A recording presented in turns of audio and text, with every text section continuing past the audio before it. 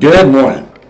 Hey, it's again time for our daily 2-minute Bible reading and thought. I'm going to read from 2 Timothy, the 4th chapter, verses 6 through 8. It's the Apostle Paul writing here. As for me, I am already being poured out as a libation, and the time of my departure has come. I have fought the good fight. I have finished the race. I have kept the faith. From now on there is reserved for me the crown of righteousness, which the Lord, the righteous judge, will give me on that day, and not only to me, but also to all who have longed for his appearing. May the Lord add a blessing to the reading of the word. Amen.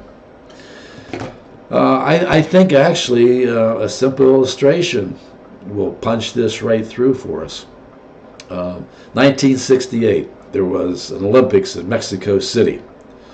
Athletes training for years and years and years gathered there.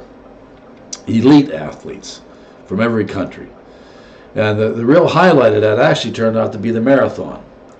Now, at the time of the marathon, it was like any other marathon. The gun went off, the runners take off, and then they come back after 26.2 miles. And when they got back, the bronze stood there and got his medal, the silver the same, and they hung the gold around the first place winner. They all cheered, and when ceremonies were over, they all kind of dissipated and started heading to other venues. Well, then there was some rumor and mumbling and murmuring going around, and they said, you know what, there's still someone out there running that marathon. I mean, it was like an hour later. And they checked this out, and sure enough, into the Olympic Stadium, come limping in, knees bloodied, ankles twisted and sprained, his face twisted in pain, was a runner from Tanzania. And he barely got to the finish line and collapsed, dehydrated, his muscles all cramped, but he finished the race.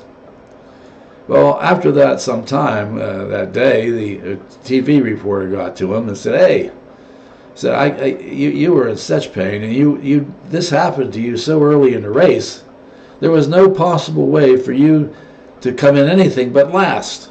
So why did you bother finishing this thing?